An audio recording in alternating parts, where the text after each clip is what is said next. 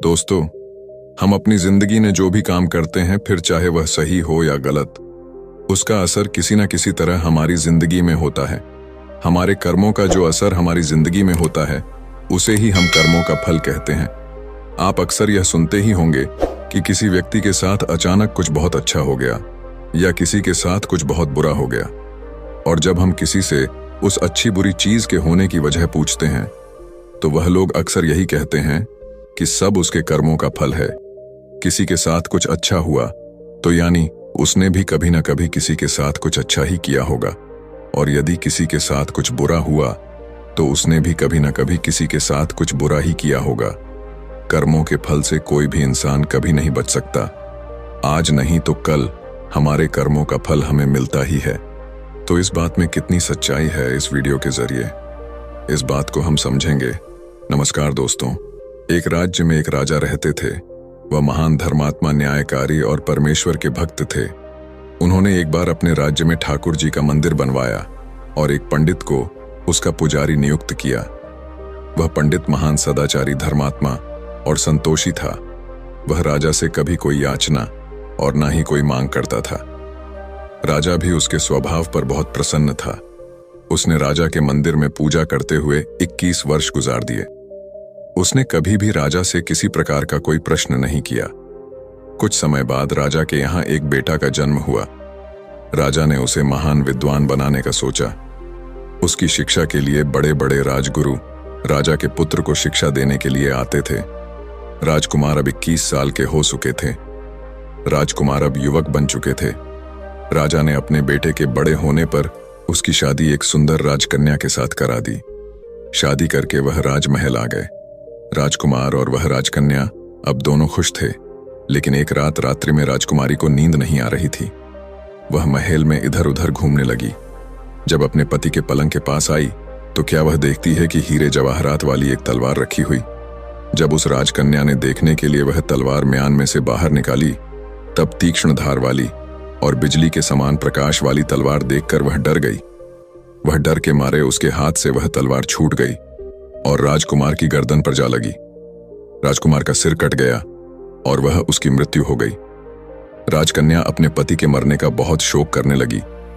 वह खूब रोई और दुखी मन से उसने परमेश्वर से प्रार्थना की, हे प्रभु, मुझसे अचानक यह पाप कैसे हो गया? मेरे पति की मृत्यु मेरे ही हाथों हो गई। आप तो जानते ही हैं, परंतु मैं किसी को भी यह सच नहीं बता सकती हूं, क्योंकि इससे मेरे माता पिता और सास ससुर को कलंक लगेगा तथा इस बात पर कोई विश्वास भी नहीं करेगा। सुबह जब पुजारी जी कुएं पर स्नान करने आए तो राजकन्या ने उसको देखकर जोर जोर से रोना शुरू किया और इस प्रकार कहने लगी कि मेरे पति को कोई मार कर चला गया। इतनी देर में सारे लोग इकट्ठे हो गए और राजा साहब आकर पूछने लगे, किसने मेरे पुत्र को मारा है? वह राजकन्या कहने लगी, मैं जानती तो नहीं कि कौन था, परंतु उसे ठाकुर जी के मंदिर में जाते देखा था। तुरंत राजा समेत सब लोग ठाकुर जी के मंदिर में आए तो पंडित को पूजा करते हुए देखा।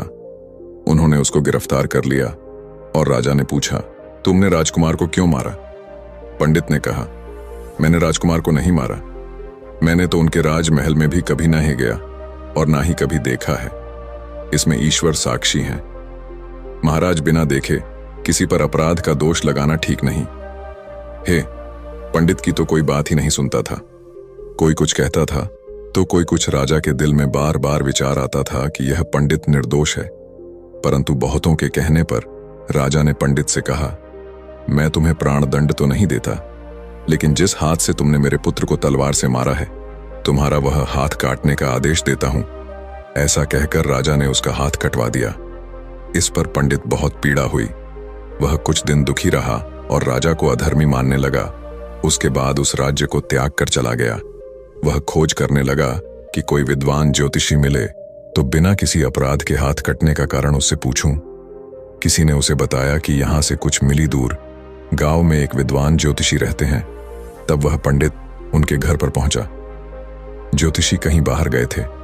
उसने उनकी धर्म पत्नी से पूछा, माता जी, आपके पति ज्योतिषी जी महाराज कहाँ गए हैं? तब उस स्त्री ने अपने मुख से अयोग्य दुर्व शब्द कहे, जिनको सुनकर वह पंडित हैरान हुआ और मन ही मन कहने लगा कि मैं तो अपना हाथ कटने का कारण पूछने आया था, परंतु अब इनका ही हाल पहले पूछूंगा। इतने में ज्योतिषी आ गए। घर में प्रवेश करते ही ब्राह्मणी ने अनेक दुर्व शब्द कहकर उनका तिरस्कार किया, परंतु ज्योतिषी जी चुप रहे और अपनी स्त्री को कुछ भी नहीं कहा। बाद में वे अपनी गद्दी पर आ बैठे। पंडित को देखकर ज्योतिषी ने उनसे कहा, कहिए पंडित जी कैसे आना हुआ? पंडित ने कहा, आया तो था अपने बारे में पूछने के लिए, परंतु पहले आप अपना हाल बताइए कि आपकी पत्नी अपनी जुबान से आपका इतना तिरस्कार क्यों करती है, जो किसी से भी नहीं सहा जाता और आप सहन कर लेते हैं। इसका कारण क्या है? पंडित जी की बात सुनकर ज्योतिषी ने कहा, यह स्त्री मेरी पत्नी नहीं, मेरा कर्म है। दुनिया में जिसको भी देखते हो, अर्थात भाई हो या पुत्र, शिष्य हो या पिता, गुरु संबंधी जो कुछ भी है, सब अपना कर्म ही है। यह स्त्री नहीं, मेरा किया हुआ कर्म ही है, और यह भोगे बिना कटेगा नहीं अपना किया हुआ। जो भी कुछ शुभ अशुभ कर्म है वही भोगना होता है। बिना भोगे तो सभी जन्मों के गुजरने पर भी कर्म नहीं टल सकता।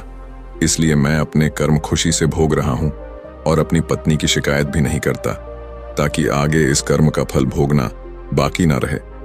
पंडित ने पूछा, महाराज आपने क्या कर्म किया था? ज्योतिषी ने कहा, सुनिए, पूर्व जन्म में मैं एक कुआं था और मेरी पत्नी एक हिरणी थी, और मेरा स्वभाव बहुत दुष्ट था। इसलिए वह जब भी वह जंगल में घास खाने जाती थी, तब मैं इसके शरीर पर चोंच मारकर इसे दुखी करता था। जब दर्द के कारण यह कूदती थी तो इसकी परेशानी देखकर मैं बहुत खुश होता था। मेरे डर के कारण वह जंगल से बाहर नहीं निकलती थी, किंतु मैं इसको ढूंढता फिरता था। ये वहां जहां मिले वहीं इसे दुखी करता था। आखिर मेरे द्वारा बहुत सताए जाने पर दुखी होकर यह गांव से 10-12 मील दूर जंगल में चली गई। वहां नदी के किनारे वन में हरा हरा घास खाकर और मेरी छोटों से बचकर सुख पूर्वक रहने लगी। लेकिन मैं इसके बिना नहीं रह सकता था। इसको ढूंढते ढूंढते मैं उसी वन में जा पहुंचा, और वहां इसे देखते ही मैं इसकी पीठ पर जोर से चोंच मारी तो मेरी चोंच इसकी पीठ की हड्डी में चुभ गई। इस पर इसने अनेक प्रयास किए, फिर भी चोंच नहीं निकली। मैंने भी चोंच निकालने का बहुत प्रयत्न किया, मगर ना निकली।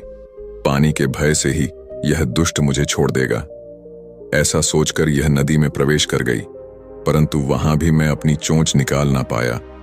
आखिर में यह घने प्रवाह में प्रवेश कर गई। नदी का प्रवाह तेज होने के कारण हम दोनों बह गए और बीच में ही मर गए। तब नदी के प्रभाव से यह तो ब्राह्मणी बनी और मैं महान ज्योतिषी बना। अब वही मेरी पत्नी हुई जो अपने मुख से गाली निकालकर मुझे दुख देगी, और मैं भी अपने पूर्व कर्मों का फल समझकर सहन करता रहूंगा। इसका दोष नहीं मानूंगा, क्योंकि यह किए हुए कर्मों का ही फल है, इसलिए मैं शांत रहता हूं। तब ज्योतिषी ने पंडित से कहा कि सब अपने कर्मों का ही बोलते हैं। तब ज्योतिष ने कहा कि हे पंडित जी, आपकी क्या समस्या है? पंडित ने अपना सब समाचार कहानी ज्योतिषी को सुनाई और पूछा, अधर्मी पापी राजा ने मुझ निरपराध का हाथ क्यों कटवाया? मुझे वह पाप की सजा मिली है जो मैंने किया ही नहीं। तब ज्योतिषी ने कहा, राजा ने आपका हाथ नहीं कटवाया, आपके कर्म ने ही आपका हाथ कटवाया है। तब पंडित ने कहा, किस प्रकार?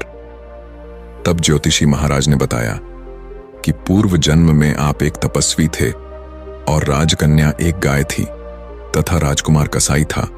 वह कसाई जब गाय को मारने लगा, तब गाय बेचारी जान बचाकर तपस्वी के सामने से जंगल में भाग गई। पीछे से कसाई आया और तपस्वी पूछा कि इधर कोई गाय आई थी क्या? तपस्वी ने प्रण कर रखा था कि झूठ नहीं बोलूंगा, अतः जिस तरफ गांव गई थी उस तरफ तपस्वी ने हाथ से इशारा किया तो कसाई ने जाकर गांव को मार डाला। नदी के किनारे वह उसको ले जा रहा था। इतने में ही उस जंगल से शेर आया। गाय और कसाई दोनों को खाकर गंगा जी के किनारे ही उनकी हड्डियां उसमें बह गईं। गंगा जी के प्रताप से कसाई को राजकुमार और गाय को राजकन्या का जन्म मिला, एवं पूर्व जन्म के किए हुए उस कर्म ने एक रात्रि के लिए उन दोनों को इकट्ठा किया, क्योंकि कसाई ने गाय को एक सरिये से मारा था। इसी कारण राजकन्या के हाथों अचानक तलवार गिरने से राजकुमार का सिर कट गया और वह मर गया। इस तरह अपना फल देकर कर्म निवृत्त हो गया। ज्योतिषी ने कहा, पंडित जी से कहा, तुमने जो हाथ का इशारा रूप कर्म किया था, उस पाप का कर्म ने तुम्हारा हाथ कटवा दिया है। इसमें तुम्हारा ही दोष है, किसी अन्य का नहीं। ऐसा निश्चय कर सुखपूर्वक रहो। कर्मफल का भोग टलता नहीं। कितना सहज है, यदि हम इस कर्म सिद्धांत को मान लें और जान लें तो हम दुखी नहीं होंगे, बल्कि अपने चित्त की समता बनाए रखने में सफल होंगे। दोस्तों, आपने आज के इस वीडियो से क्या सीखा वह मुझे आप कमेंट में बता सकते हैं। इसी के साथ में उम्मीद है कि आपको आज की वीडियो पसंद आई होगी, तो इस वीडियो को उस इंसान को शेयर करें जिससे यह कहानी सुनने की जरूरत है, और उसी के ठीक बाद चैनल को सब्सक्राइब करें। तो चलिए फिर मिलते हैं ऐसी एक और नई वीडियो में एक नए मैसेज के साथ। तब तक के लिए अपना ख्याल रखिए। धन्यवाद और नमो बुद्धाय।